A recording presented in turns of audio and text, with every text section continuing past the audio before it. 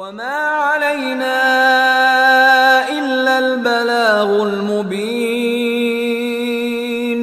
ہماری ذمہ داری تو بس صاف صاف پیغام پہنچا دینا ہے۔ صدق اللہ العلی العظیم۔ قابل صد احترام شائقات و شائقین سچا پیغام، السلام علیکم ورحمۃ اللہ وبرکاتہ۔ آپ کے پسندیدہ علمی، ثقافتی اور سماجی چینل کی نورانی محفل میں آپ کا استقبال ہے۔ اہلا و سہلا مرحبا۔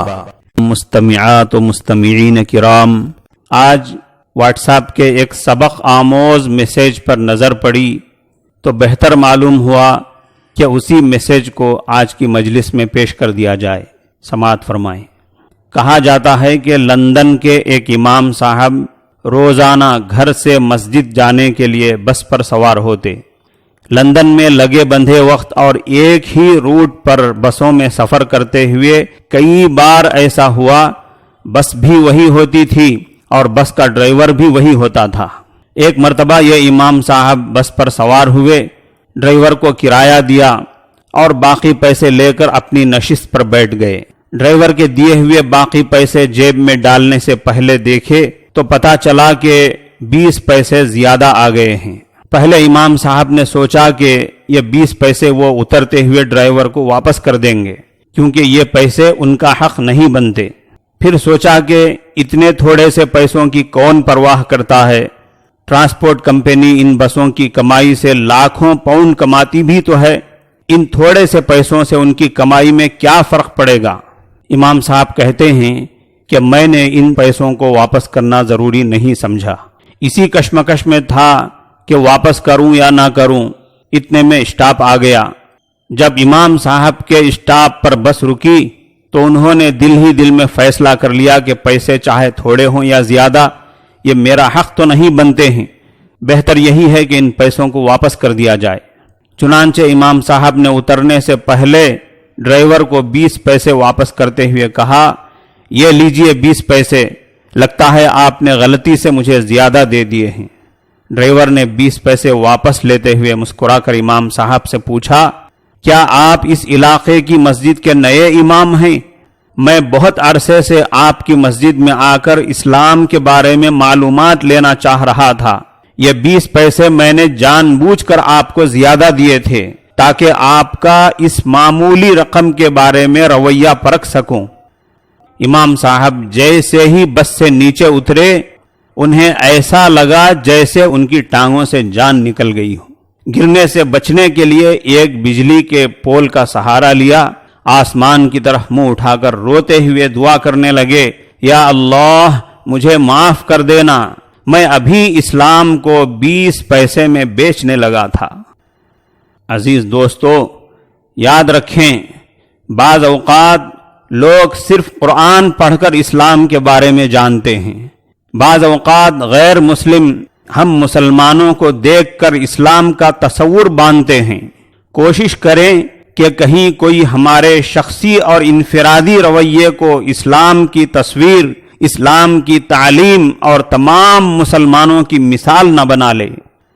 معزز سامعات و سامعین، اگر ہم اپنی مسلم کمیونٹی میں سال بھر کے اجتماعی معمولات کا جائزہ لیں تو ہمیں ایسے کئی کام نظر آئیں گے جو بڑے خرچیلے ہیں اور غیر اسلامی ہیں، اسلام سے ان کا کوئی تعلق نہیں ہے، اور ہم ان کاموں کو ایک مسلمان ہونے کی حیثیت سے انجام دیتے جا رہے ہیں، یا یوں کہیے کہ ان غیر اسلامی اعمال کو اسلامی اعمال سمجھ کر انجام دیتے جا رہے ہیں۔ جیسے نکاح کے متعلق آگے اور پیچھے کے کئی رواج ہیں، منگنی کا رواج، شکرانے کا رواج، اور نکاح کے دن ہونے والے کئی رواج ہیں جو سراسر غیر ضروری اور غیر اسلامی ہوتے ہوئے بڑے ایکسپینسو ہیں۔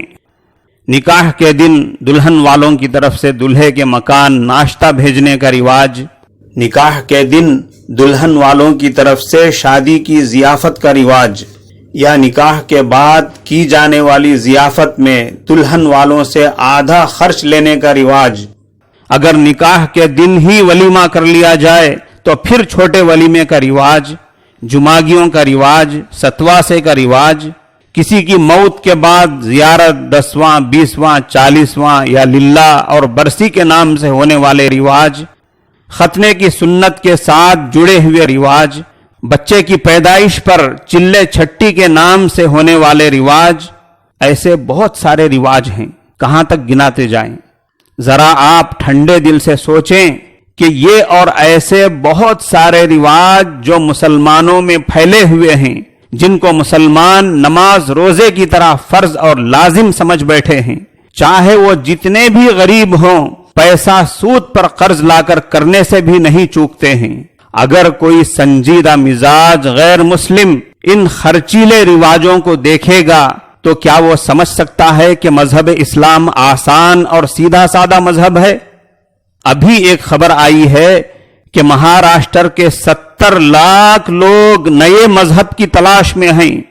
اگر یہ لوگ عام مسلمانوں کے ان غیر ضروری اور غیر اسلامی رسم و رواجوں کو دیکھیں گے تو کیا اسلام کو اختیار کرنے کے لیے وہ تیار ہوں گے؟